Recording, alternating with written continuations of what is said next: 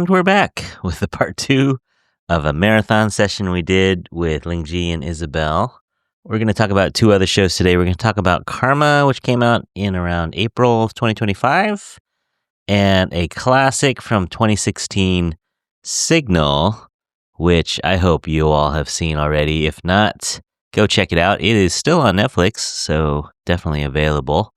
Thanks for putting up with us with this super long session, and we'll get to it right after this.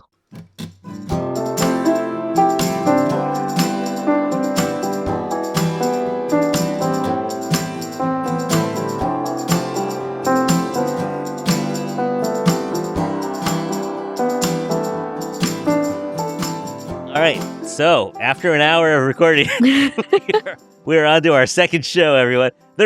I guarantee there's no audience left right now. There is. Ben, this is for you. This is for you and only you. Even Ben's not listening to this. Wake up. Wake up. Wake up. He's on the subway. We're back. Probably falling asleep. Wake up. Oh, man. All right. Well, for anyone out there who is still listening, we're talking about our second show. Our second show was Lingjie's recommendation. Lingjie, do you want to introduce it? Sure. Do you want the AI-generated overview or do you want my own? Whatever. Yeah, whatever you want. So the show is called Karma. It's a very brisk 6-episode watch. So no need to get too stressed out about it. It is a crime thriller, and I liked it because I liked some of my favorite movies of all time have been Crash, Babel, American History X, which the concept of the story or the movie is that it's not linear storytelling. It's several stories intertwined together, and towards the end you kind of figure out where all the pieces fit within each other. So that kept me interested the whole time. But it's about 4 or 5 people's stories, maybe 6 actually, maybe 6 stories together. They're all people with huge faults. I think there's maybe only one person that you can actually like from the 6 here, but they all have several stories in which they're doing bad things and people die, things happen. There is some adult themes in it as well, but I think it's a crime drama with 6 people intertwined together. I only watched it because it was recommended on Netflix, and coincidentally at the time, I think I had just finished it when Curtis said, "Hey, you want to do something?" So I was able to recommend it at the time. But this was 2 months ago, so some of this is gonna come back to me as we talk about it. Yeah. No, it's not for kids, not for the squeamish. No. There's definitely some murders. Pretty much everyone in there dies. Yeah, everyone dies except for like one. Like you said, the one woman. I know. How did based on a webtoon? Yeah, but I mean, question to Lingjie: like, how did it come on your radar initially? So our Netflix account, my wife watches various K-drama things. So based on the algorithm, it was I think it had just come out at the time, and it was recommended because the algorithm probably thinks that we both like K-dramas, which we do. We watched some, and I think one of the actors from Squid Games is in this, and I think he's in some of the main artwork for the show as well. So all the factors intertwine. Plus, Netflix has that thing where it says 99% chance that you will like this. It knows you. It knows you better than you know yourself. It does.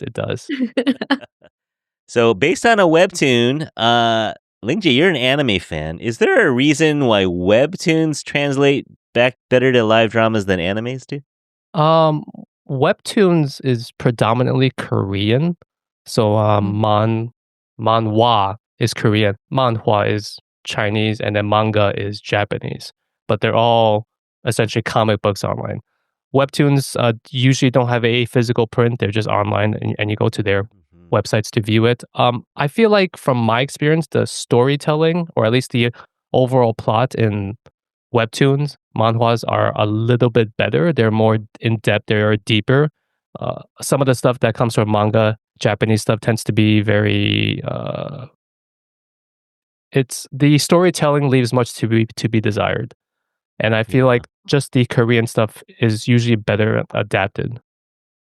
Yeah, maybe. I didn't even know there was a difference between these.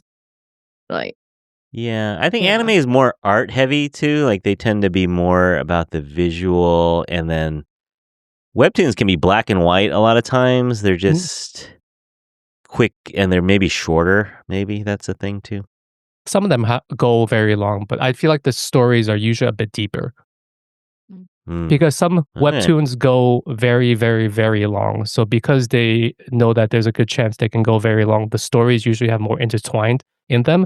Anime, manga, Japanese content tends to be pumped out very fast. So sometimes they feel like the story cannot be too complex because they may not get a season 2 and they're trying to get to all the juicy parts right away. Interesting.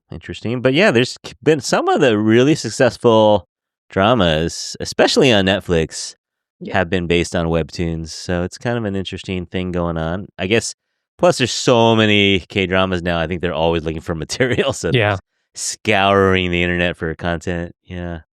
All right. So stars, the guy you're talking about, Park Hae-soo, is always a villain. Seems like it's a Squid Game villain. And Money Heist villain, he has that face, I guess, that evil face. Also a villain in this. And then one of my favorite actresses, Shin Min-ah, from Hometown Cha-Cha-Cha, Our Blues, and Oh My Venus. She's very popular. And spoiler alert, she's not a bad guy in this one. She's the one non-bad person in this one. She's the doctor. She's the victim. Who was sexually assaulted as a teenager and thought about killing the guy, but ultimately did not. But spoiler alert, he dies anyway.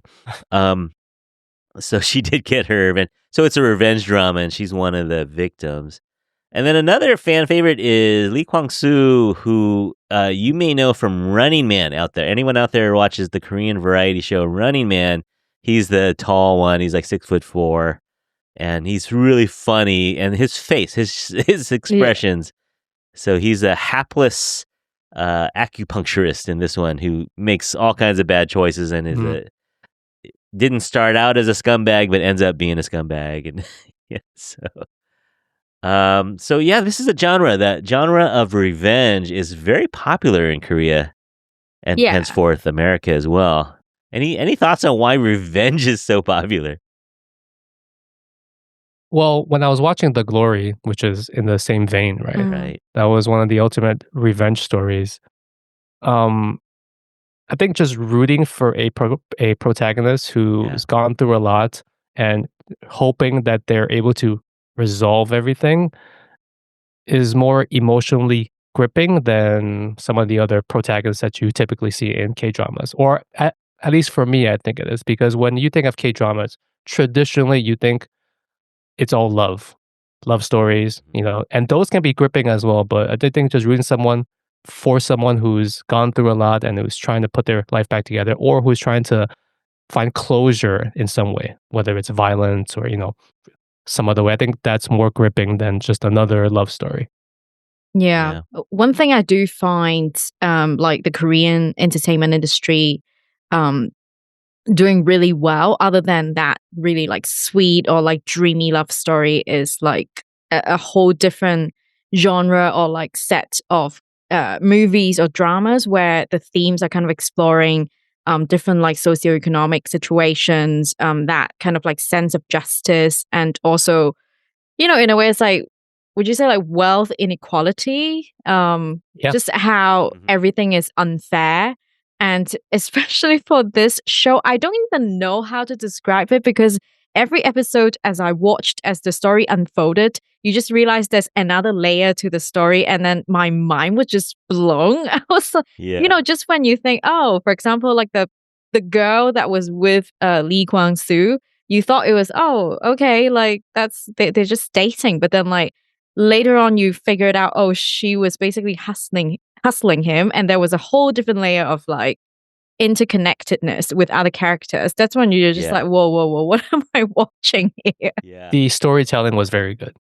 I do like that too. I do like the multiple points of view, and then when stories circle back on themselves, I do like that, and you realize there's layers to this scumminess. It's literally a chain of karma. But then again, like for this one, like there isn't one protagonist, there isn't one storyline. It's just like everyone have their own different storylines, but at the same time, it's all linked.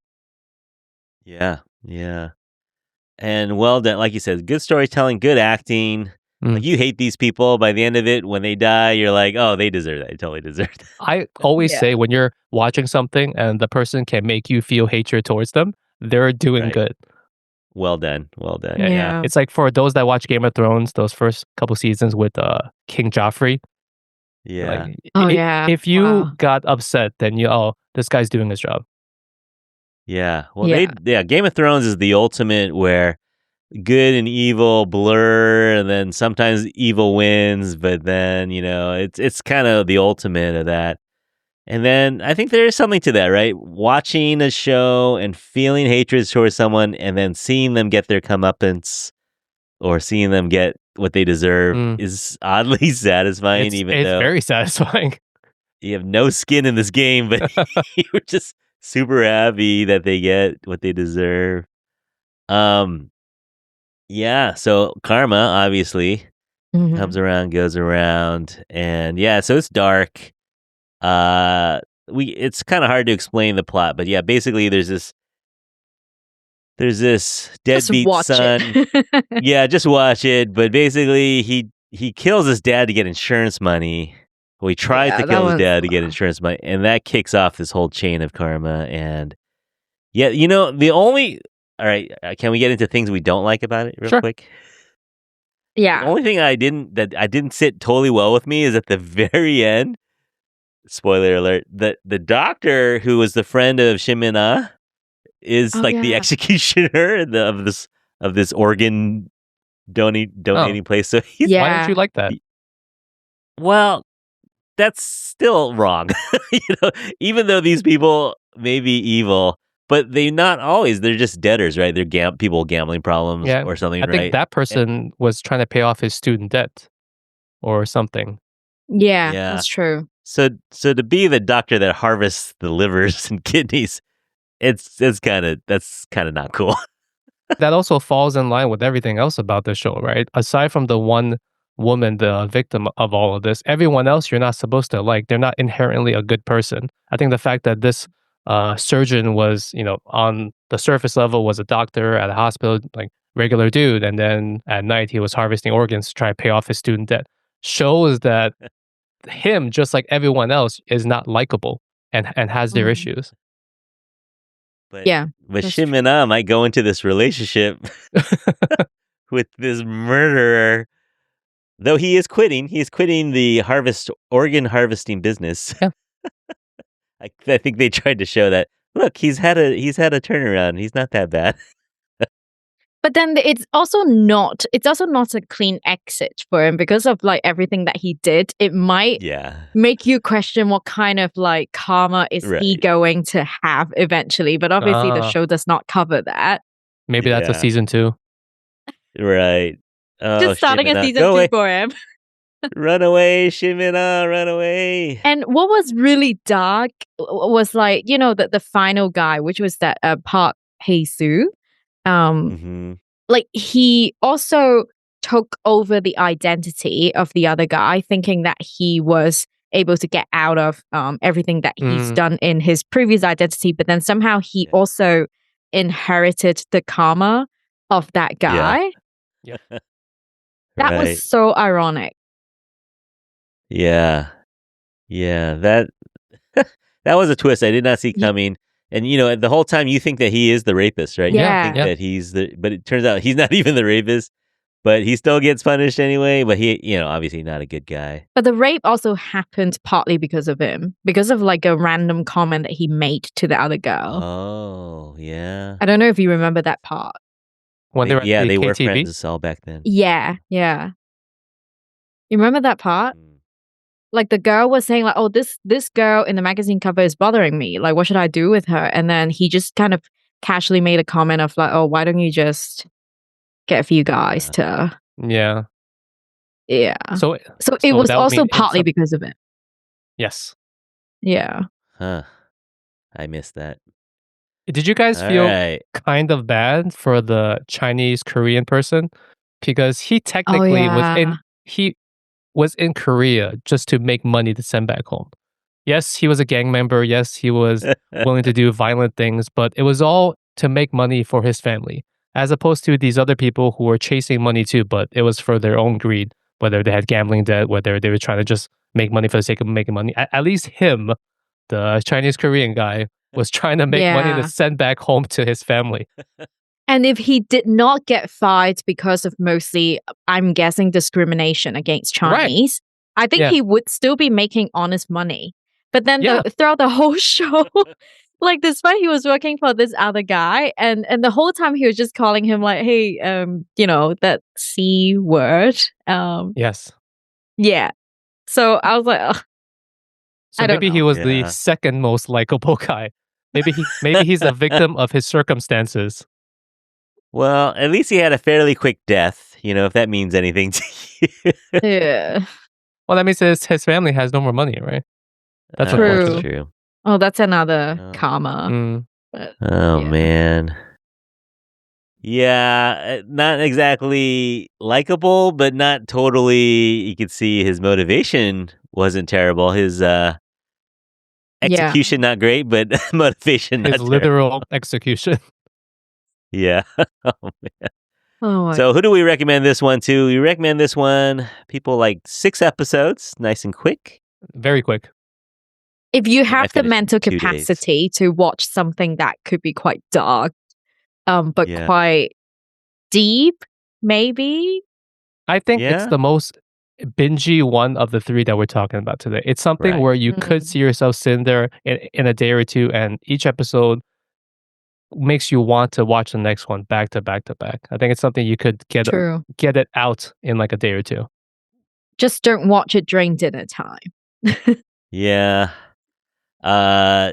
Yeah, oddly satisfying, see criminals, see bad people get what they deserve. Very satisfying.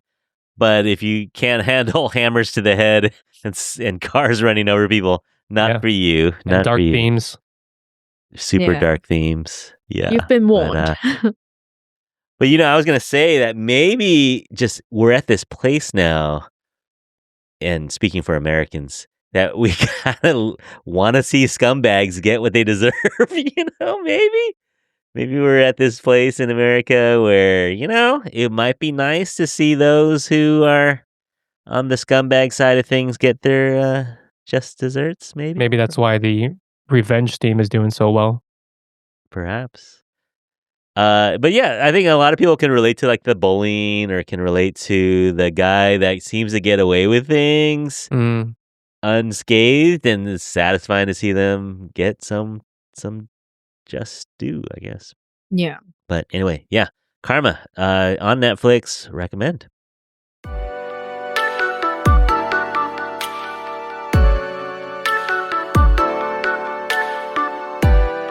All right, 2 hours in. Audience, So we're now I wish hour we could give 3 it. now. I wish we could give an award to those who are still listening. Anyone still listening, write to me. I'll send you something. Wake up, Ben. There Wake can't up. be there can't be very many. There totally cannot be very many. I'll Venmo you. Yeah, if you're listening, the secret word. Give us a secret word. Secret word is walkie-talkie. If you send me an email with the word walkie-talkie in it, I will Venmo you 50 cents or something. I don't know. We'll see. If Nice it's segue. total, yeah.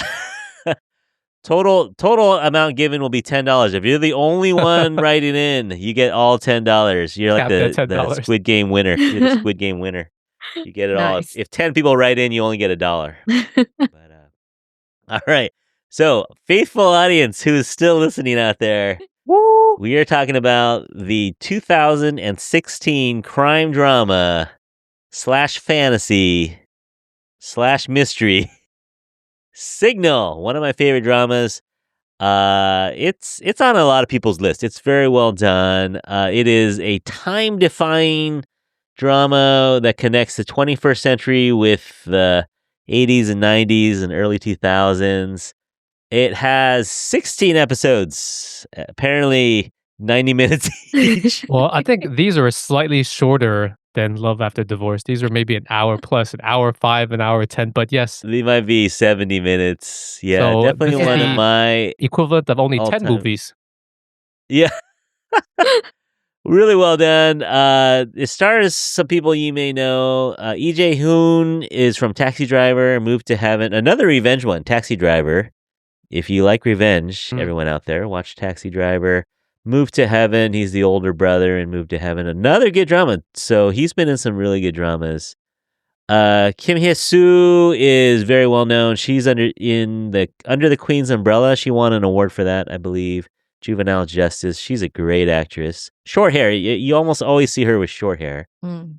And then a lot of people's favorite, but he doesn't do a lot of dramas, is Cho Jin-woong. He mostly movies. He's a very big movie actor in Korea. Did you realize he was in Karma? Yeah. I just realized that. Yeah, as I was looking him up, he was the loan shark. Yeah. He was the mafia guy. I the literally nice mafia started guy. Karma. Like, I started Karma after finishing Signal. And then when he showed up, I was like, wait. It's like, is he? Yeah. Yeah. With the mustache. Yeah. Yeah. But actually, strangely, he did not get any Karma. Maybe season 2. Mm. True. He gets away with it. He gets away with it. But he's providing community service, right? Loan sharks are just providing community service, right? High interest community service.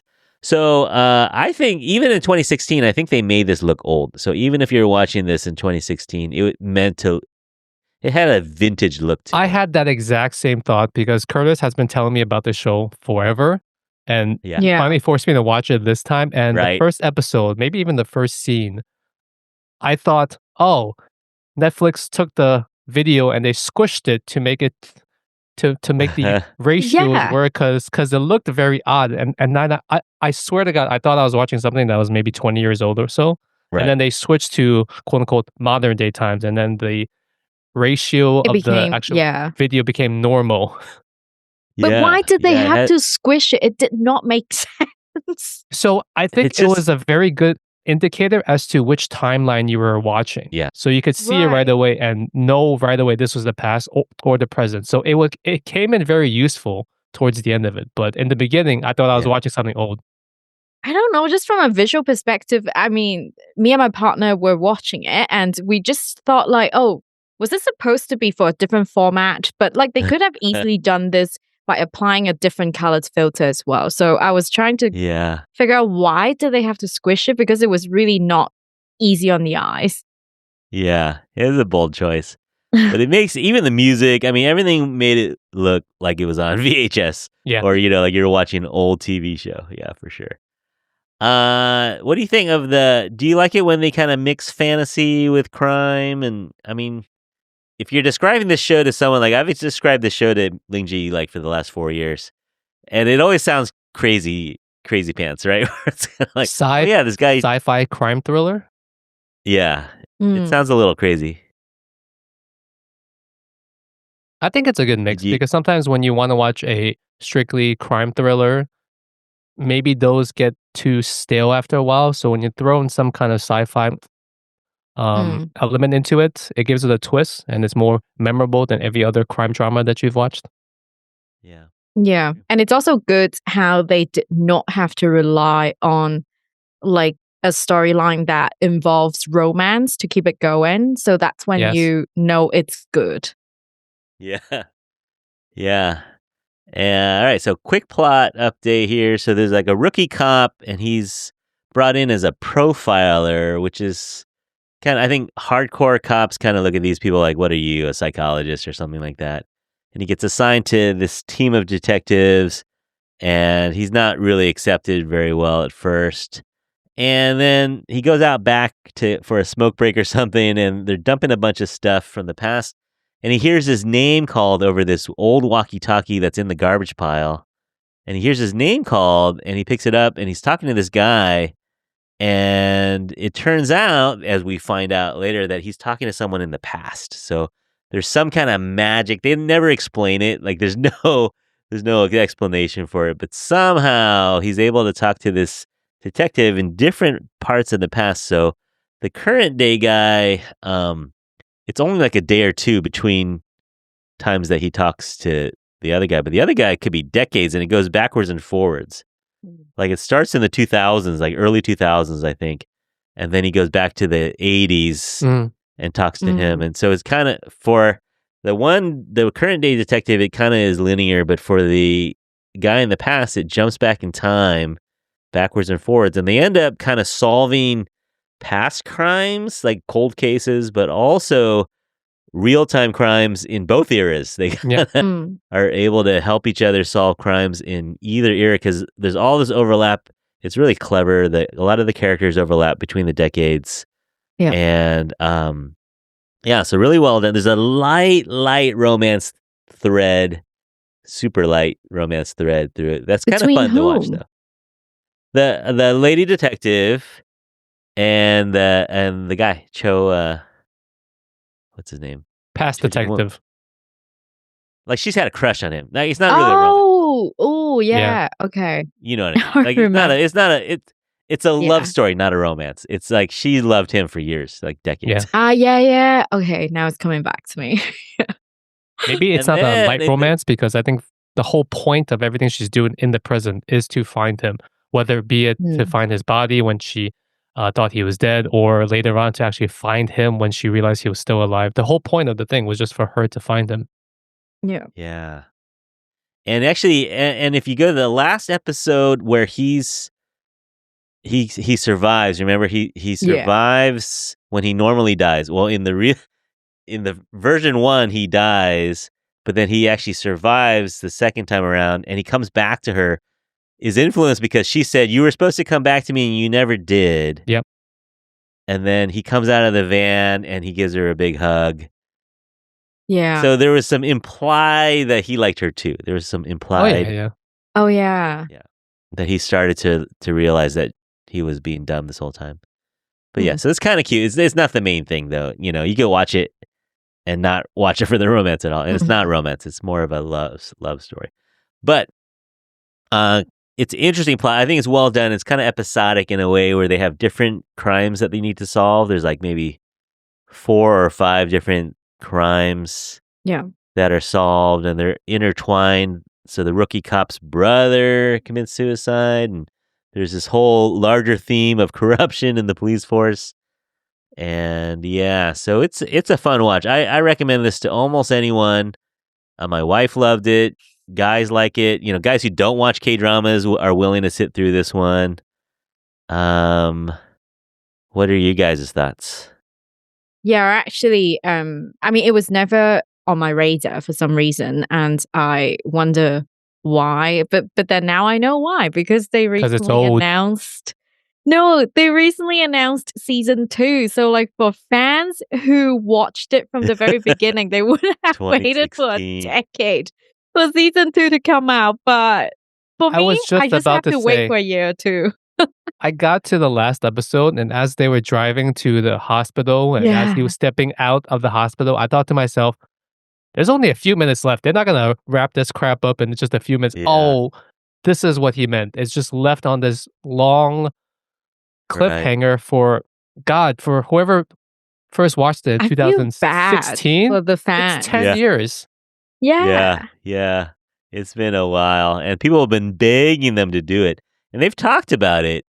But you know, it's hard to do sequels. Was it not popular enough at the time? Because usually they greenlight signals midway through the first season if it's popular enough. No, I think in 2016 sequels were not a thing. But this show Like- clearly had the intent of a sequel. It definitely had a cliffhanger. Yeah, I don't know. I don't know the whole story behind it, but K-dramas in general before the 2020s almost never did sequels. Almost. I mean, there's always exceptions, but Well, yeah, now the it's just- exception is Squid Game. They are on to season 3 even. yeah, but they said that's the end. Though. Yeah, yeah, But now Netflix does it, and yeah. I actually don't know the financial model behind doing sequels on Netflix. Unless you're hoping to keep people subscribed. But that's probably why they separated season 2 and 3 instead, so that people can't do the 1 week free trial and watch it all and then cancel it. So the whole model of streaming is interesting because like in network TV, sequels totally make sense, right? You're going to sell more ads. Yeah. But in streaming, what's the point of a sequel? You got people to watch it. Well, I guess there's Like, that exclusivity element to it as well. You do have to keep people, Yeah. Yeah, I think but maybe I read this somewhere, and I don't know how old this is, but sometimes when they're looking at the overall higher numbers, you want more new customers than you want customer retention. So that might drive it as well. So customer retention would be someone that sees season one of something and wants season two and keeps their subscription. A drawing new customers might be throwing a lot of new stuff out there to constantly get people that don't have the thing to sign up for the thing. So maybe they don't like this hit show, but they'll like the next hit show because it's a different genre. It's a different thing. So yeah. throwing more different content as opposed to throwing the same content that's doing well. Mm. That's what I thought too. That's why I'm questioning why do a sequel. I mean, you're making people happy. People like it. Maybe a sequel is not directly involved with Netflix. Maybe it's whoever is the production company overseas. They're doing it, and it'll Yeah. be simulcast here or just imported onto Netflix at some point. Yeah. Well. So the Netflix originals like Squid Game, that's the one that they're not on TV. Right. Like, anything with a lot of blood and shooting is Yes. not going to be on network. So Signal was a network show that Netflix bought. Yeah. But I don't know who's funding the sequel. Maybe Netflix is funding the sequel. I don't know. Who knows? But anyway, we get one. Yeah. Yay. I'm happy. I can't wait. And it's the same cast, so that's Yeah. going to be cool. Yeah. And since Asians don't age, that'll be good. They can just pick it up. Did you have The this day one after. pet peeve when they kept jumping back to 15 years in the past and 15 years in the future? Some characters, I kept joking with my wife the entire time. Oh, this person looks exactly the same. You can't tell Yeah. besides the blurry video whether it's the past or the present. Some people, they Yeah. try to make their hair a little bit longer and comb it up or comb Right. it down. But I said, these people, they put no effort into aging them or de-aging them. Yeah. No, I think you're right. I think it was the blurry screen that is the only That's the I only guess tell. so, yeah. Maybe that's why they, yeah. It's the The blurry female screen lead, and the crappy cars. And then they squish it so like people look a bit skinnier Yeah. even. Yeah. But I think the female lead was able to play both characters really well. Like Yes. Yeah. kind of Yes. Yeah. I mean, she was probably in her 30s, but she was able to play in her 20s. And Yeah, the tones of her voice were completely different, like between Yeah. two eras. yeah. And just her acting was on point Yeah. for this. Yeah, so it's a fun watch. I think this one's bingeable, even though it's 16 eps. I think it's a binger if you want, but you could also stretch it out. Lingjie, how you took 2 months to watch this one? We took 5 weeks, but that's just because we Wow. watched it randomly across 5 weeks. So if we had a couple hours in the evening, we might watch a few episodes. The last week, we had to binge the final 4 episodes relatively fast because our timeline didn't work out. But even then, it wasn't too bad. Right. On my first watch, I actually binged 4 episodes in one go. Ah. It was dangerous. I was messaging you, Cassius. I was saying like, Yes. I'm really behind on schoolwork, and you make me watch this very bingeable show. Well, the reason we're doing this in July is because you said you had stuff to do in May, and I was like, okay, well, appreciate it. Otherwise, I would not have been able to submit my thesis. oh man, don't blame me. That's on you. I didn't make you watch anything. Although the you show kind of was did. good. I'm glad you enjoyed it. All right. Well, recommendations. I say yes, Mm, but yep. maybe because Curtis hyped it up for so much, I was expecting a little bit more. I'm just gonna say this. I think there wasn't much of a plot twist. You kind of saw everything coming. It was executed very well. Maybe I'm in the minority that sometimes likes to be surprised. I like curveballs. I like things that come out of nowhere. But as far as the storytelling, I think they did a very good job, even though it was relatively simplistic, the storyline. Mm. Yeah, Yeah. I would I think recommend the to everyone. Oh, go ahead. Sorry. Yeah, I would recommend to everyone as well. Like if you're just looking for something that's not, I mean, it is heavy in a way, and also the crimes featured in the drama were sort of inspired by like true crimes that really happened. But it wasn't overly bloody, so like it could be a relatively bingeable and easy watch for everyone. That's for me. Yeah. I think the twists in it is whether or not they're able to stop the crime. Like, we know the crime happens, right? We know how it goes down. That's the beauty. That's the interesting thing about this show, is that, we have the foresight of this guy in 2020 or whenever he was, 2016. He's able to read the newspaper and say, oh, this is what happened. This is where it happened. This is when it happened.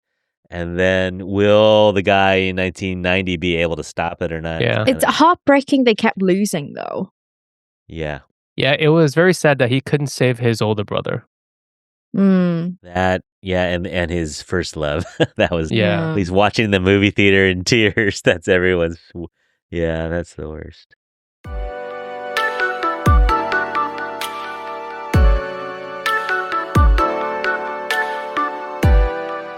Yeah, all right. So I think we have 3 definitely watchable shows in summary. 3 different types of shows, though both Lingjie and I did kind of thriller types, but I think we have something that could appeal to anyone out there. We could find something for everyone. What do you think? Should we do this again? Can we pick a movie? I'm okay picking a single Asian movie that we've maybe never seen, because there are a lot of good movies that people have told me to watch that I have not gotten a chance to watch. So I think watching a single movie, or in this case it would be 3 movies, which is the equivalent of 3 episodes of whatever your choices are, would be much more doable. It would give us time to write our thesis, give us time to go stare at the sun in the backyard. We would all have time to do other things. Okay, I am open to that idea. Yeah. And initially, when you asked us to pick a show for this episode, you didn't say we had to pick Korean, but it's just like the 3 of us somehow picked Korean as well. Right, so right. maybe next time we can do something non-Korean as well. Yeah. True. There's other parts of Asia besides movies. Korea. Exactly. Or even Asian American, yeah. All right, that's an idea. Maybe we could loop in other people too. If it's only movies, we could probably do 4. Each person you get in is 1 extra movie that we have to watch. I know, but it's only 2 hours. Lingjie, come on. That's true. Like, what do you have to do with your time? Come on, be realistic. The sun needs people to stare at it. All right, well, that's an idea. How about you, Isabel? Anything new for Proudly Asian? You said you're ramping back up. Yes, we are coming back with more regular content, and I recently started this mini special series called Proudly Asian Europeans, which is to give more love to Asians born and raised in Europe, because obviously you guys, Asian Americans, you guys get a lot of love because of mainstream media and all, but I do think, Asian diasporas exist in other continents as well. So this is why I started that special series. It's still going. There'll be more episodes coming out featuring different Asian Europeans from different European countries. So that's what I will be rolling out with the next few weeks. Yeah, and I'm here for that. I love You love an Asians accent, from don't you? Europe. I love an Asian with an accent. Yeah. Oh, God. A non-American accent. Just not an American accent. Yeah, anything but American. No, I think it's cool. I think talking about the diaspora, talking with the diaspora is so fun. It's so interesting how much we have in common, but then kind of subtle differences between someone who grew up in England versus Australia versus America. Yeah, and it's quite hard in Europe as well because they're quite fragmented between countries, languages, and there's also that subtle, everyone doesn't like the French, and then like the French and German, the competition, there's that as well. So it's kind of a bit harder for like the Asian communities in that part of the world to come together. And the very first barrier is just they don't speak the same language. Right. That's so true. I never thought about that. We are maybe just as spread out here in the US, but at least we have a common language that we can figure out. Oh, that's true. Do you still speak French, Lingjie? No, I don't speak French. I barely speak French. Maybe if someone hypnotized me and went to my 6-year-old French self, it might come back to you. It might come back a little bit, but no. It's in there. I probably speak more Korean than I do French at this point in my life. Okay. Good to know. My favorite I think line it's- from Love After Divorce was everyone kept saying "jincha, jincha." Is it jincha? Jincha. Really? Jincha. Jincha? Really? Really? Yeah. Jincha? And especially because I think Ricky doesn't speak a lot of Korean to begin with, so you would kind of like fall back on certain terms. So they kept repeating terms over and over. Yeah. Yeah, there's a lot of people who crapped on his Korean. Like the hosts are like, "Ooh, his Korean's not good." But Bless I couldn't him. really tell, obviously, because I I don't couldn't understand tell, it. yeah. It sounded fine, and from the subtitles, it seemed like he could hold a conversation, but not a fluent speaker of the language, so I wouldn't know. Yeah, I think he was struggling though. I think. Yeah. But the good news is, everyone there understood English, so he could speak Konglish, and it would be fine.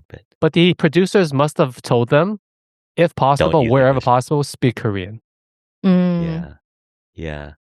You can tell Jerome too. I think Jerome's Korean is okay, but he was definitely more comfortable in English. Yeah. Yeah. Yeah. Well, I mean, The Witcher, I have mad respect for Ricky. Like, he was really trying on all fronts, trying to make it work with Harim, trying to speak more Korean, which he really struggled with, which I don't think is his fault completely, but he was trying. Yeah, I think if they put us on a show trying to speak our native gosh. language where we knew his level, it would be insanely hard. So just from that perspective, he probably gets more props than anybody else. Yeah. No, the haters would come out for sure. Mhm. Oh man, yeah. No, we are not going to do any episodes in Chinese anytime soon. But I have an announcement. Hey, guess what we're doing? We're doing on the Infatuasian podcast. We are doing a month of interviews with people with the name Chin. Oh, wow. Last name Chin. Wow. Yeah, everyone with the last name of Chin. And I've got 3 out of 4. And they're not related to me. It's 4 episodes of Curtis talking to the mirror. Talking to my daughters. No, but I'm going to try to do it without any relatives. We're going to be non-related Chins, but I thought it was funny, and we're calling it Chin for the Win. Oh, okay. So it's funny, and God. people are down. I emailed. You guys. Have you heard of Curtis Chin? Not me. You've Curtis mentioned. Chin. He wrote a book. Yeah. So he's coming on. There's a newscaster in Utah named Surrey Chin. 2 N's. She's a Chin with 2 N's from Utah, but originally from Hawaii. Wow. So she's coming on, and I'm working on 2 more Chins. So I think we're gonna fill a whole month with Chins. I think it's just hilarious. Nice. So much respect to you for making it all happen. Yeah. I know. I just for the challenge alone. You might actually realize you might find more relatives. Maybe by the end of the recording, hey, we're related. Actually, yeah. No, I think it's gonna be funny to have Curtis Chin on and say, "Hey, Curtis Chin, I'm Curtis Chin." Like that. Yeah. That's just for the novelty of it. I think it's gonna be fun. Nice. Plus, he's a good guy. So, Who's the more that's famous Curtis Chin? You should ask him though. definitely. I get sent. People say, "Did you write a book?" I was like, "Look carefully. Only 1 N in Chin with that Curtis Chin." But anyway, so that's coming up in September, everyone. So listen to that. Meanwhile, you can get Isabel's podcast wherever you get podcasts. You can get Lingjie's podcast too. They're still there. They're living on the internet. So Worst Asian Podcast, Proudly Asian, wherever you're listening to this, you can listen to Proudly Asian or Worst Asian Podcast. Write us. Let us know what you think. If you're listening to this right now, write to me with the secret word walkie-talkie. And you will get your share of my $10. You will get your share. Either all or part of $10 will be sent your way if you write to me at infatuasianpodcast@gmail.com. You can also DM me on Instagram at infatuasianpodcast. Hey, Isabel and Lingjie, thank you so much for coming in and giving me, 35 hours of your time? Or I don't know, more than that. 40 hours of your time watching. Sometimes at 5x. That's impressive. 1.5x, which last comment, and you could sign off after this, is I was watching the show Love After Divorce in 1.5x. Not even joking, it felt like it was in real time, which means their normal pacing was extra slow. Because it's not scripted, right? They're thinking of what they're saying. Yeah, and they're talking slow, and they're like, thinking off the cuff. But 1.5x, I highly recommend for that show. 4.5 Yeah. weeks. Yeah. As long as you can read fast enough, you're good. All right. But yeah, thanks for coming on. I guess I was almost going to do New York in December, Lingjie. We'll see. It might happen still. Oh, nice. But Come. Isabel, you going to come out to New York? And if you come to New York, I'll meet you guys there. I will actually be in New York in October. What? Oh, I was Are just you gonna say, around? oh, as long as the sun's not too busy, I should have free time. Okay. Okay, cool. I've never been to New York. I've never been to the East Coast, actually. Wow. Really? Yeah. Because you travel around so much, I just assumed at some point, either personally or at work, they would have just flown you to New York. Because everyone comes to New York at least, one time in their life. Not for me. It's gonna be my first time in October. I would say New York in late fall, autumn, Perfect. and winter it's a beautiful city. Yeah, I heard. I always talked about how I wanted to see New York right before Halloween, which is literally the period that I'm gonna be in New York. So I can't wait. All right. If I can find a cheap flight, I'll meet you there, Isabel. Yes, please. Yes, please. Oh man, why is America so big? Why is it $700 to fly to New York? I know, right? Oh God, that's so expensive. Is it? No, I can get cheaper than that. But in summer, in October, you could probably maybe what do you think, 400 or 500? Yeah, sounds about right. Maybe not for the whole family, and you might be scattered, and you can't pick your seat, and you can't bring luggage. But maybe, yeah. I know. That's the thing. When you have a family, everything's times 4. Yep. Yeah.